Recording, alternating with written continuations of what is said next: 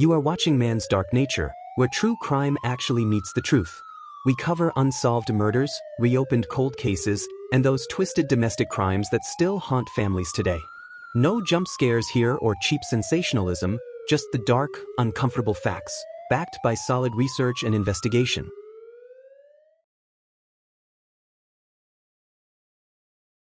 June 2, 2011. Finals week was over at Indiana University. Lauren Spierer was a 20-year-old sophomore when she vanished after a night out with friends near 11th Street and College Avenue in Bloomington in 2011. She left her apartment after watching the 2011 NBA playoffs, drinking wine with friends, and headed out around 12:30 a.m. on June 3, 2011, with a friend named David Rohn. But here's where the first red flag appears in this investigation. Lauren wasn't going to just any party. The pair went to Jay Rosenbaum's apartment and she met up with Corey Rossman, Rosenbaum's neighbor and Rossman's roommate Michael Beth. These weren't random college acquaintances. These were connected kids from money, and when Lauren vanished, they immediately circled the wagons. What happened next has been documented through security cameras and witness statements, yet critical gaps remain unexplained. 20-year-old Lauren Spierer had just completed her sophomore year when she disappeared after a night of drugs and drinking with friends. The known timeline: 12:30 a.m., Lauren leaves her apartment with David Rohn. 2:27 a.m., altercation occurs at Smallwood Plaza involving Lauren's boyfriend Jesse Wolfe. 3:38 a.m., witness spots Lauren at 3:38 a.m. barely able to stand. 4:15 a.m., last security camera footage. 4:30 a.m., Rosenbaum reports that Spierer left the apartment. This is the last reported sighting.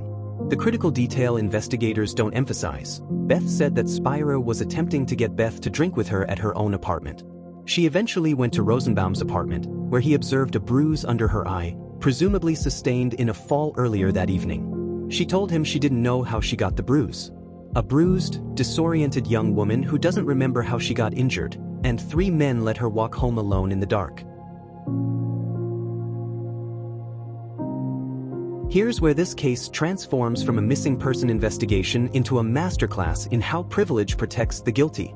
20-year-old Jason Rosenbaum has become the center of attention in the search for missing Indiana University student Lauren Spierer. Rosenbaum was the last person to admit seeing Spierer before she disappeared in the early hours of June 3. So eyebrows rose when Rosenbaum hired a high-profile Indianapolis lawyer and reports surfaced that he had left his Bloomington, Indiana condo in the middle of search efforts. Think about that timeline. Lauren disappears on June 3. By June 28, just 25 days later, Jason Rosenbaum has already hired expensive legal representation and fled town. This isn't the behavior of an innocent friend worried about a missing person.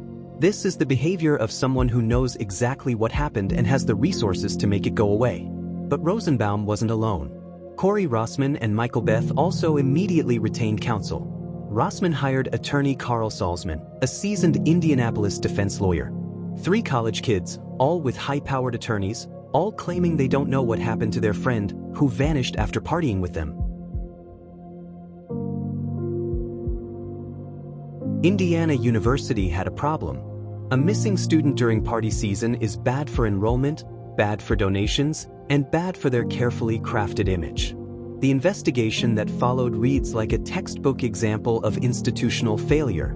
In more than a decade since she went missing, police have never named a suspect in the disappearance. How is that possible when 3 men were the last to see her alive, all immediately retained lawyers, and 1 fled the state? The answer lies in what investigators chose not to pursue.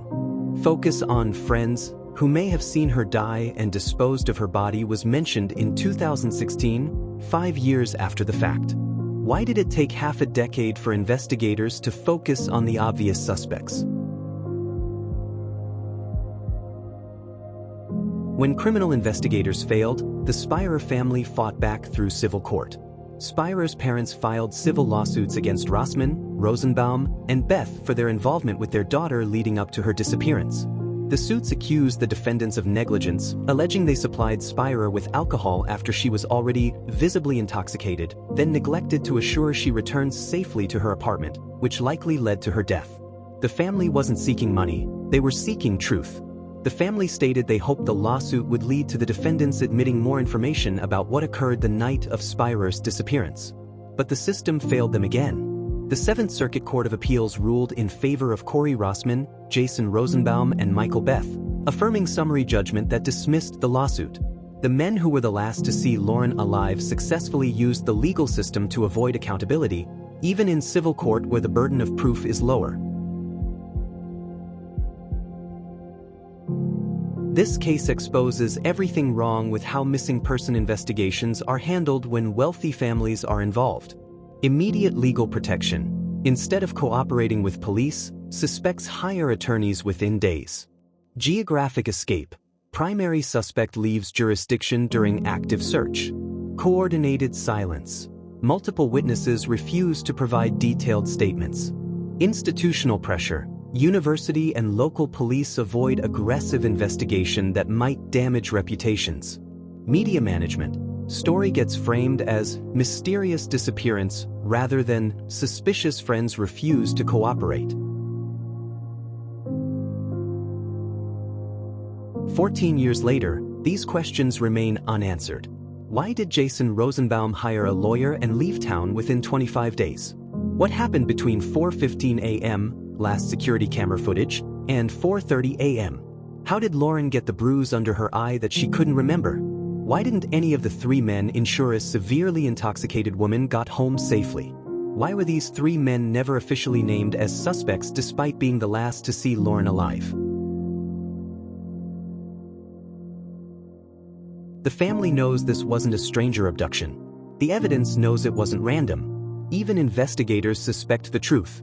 But in small college towns where wealthy families have influence, where universities control local politics, and where young men's futures matter more than dead girls' justice, some truths get buried.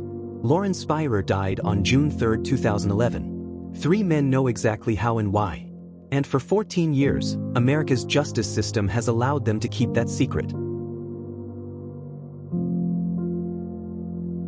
As recently as November 2022, over 11 years after Lauren's disappearance, police conducted a second search and collected new DNA samples. DNA has been collected from 10 persons of interest, including Spierer's longtime boyfriend.